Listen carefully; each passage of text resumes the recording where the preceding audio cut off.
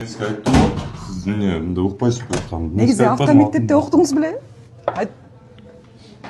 Бізде мындай кішкене неме болады, ойыбыз, кішкене неме болады, ойыбыз бар болады, жұмысыбыз бар болады. Мен сізге обязательно жооп беришим керек да. Уақытым жоқ дедім, туурабы? Бир эле суроого жооп берип Ошондо коесузчу. бизде жумушка байланыштуучу мындай кичине настроение жок күндөрдө эле болот.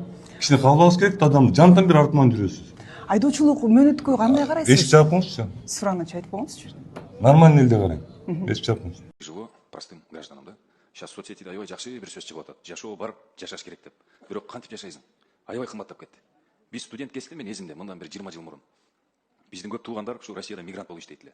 Екатеринбург, Москва, Питерде барып, мигрант болуп иштеп, жарым жыл иштеп келип, Бишкектен 104 серия, 105 серия үйлөрдү алып коет эле. Азыр алар өмүр бою иштесе дагы Кыргызстанга келип үй ала албайт. Кыргызстандын катардагы жөнөкөй жараны мамлекеттик кызматта болобу, орто айлык алган, он проживет всю жизнь, но никогда не заработает на свой жилплощадь. Бишкекте бааларды карап көргүлөчү. 104 серия, 105 серия, 100 000 доллар дейт. Стамбулда андай баалар жок. Испанияда практически андай баалар жок. Москвага теңелип калды. Туура. Курулуш тармагында өйдөдө айтылгандай, ага объективдүү, субъективдүү себептер бар. Рыноктун өзүнүн неконтролируемый колу бар. Бирок мына монополия айтыңызчы, аренданы контролировать этсе болот да. Байкуш студенттер внутренняя миграция менен Бишкекте в основном учатся. Хотя бы арендага күчүңөр жетеби, же без зубы органыңарбы? Жооп берип коюңузчу. Петр Иванович, мен негізінен жоқ берген рұқсат сұрайын сізден. Тура сіз белгілеп кеткендей, невидимая рука рынка, она всегда существует.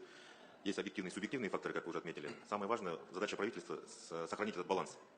Если пережать, то можем привести к дефициту, а это еще страшнее, да, когда на рынке ничего не будет.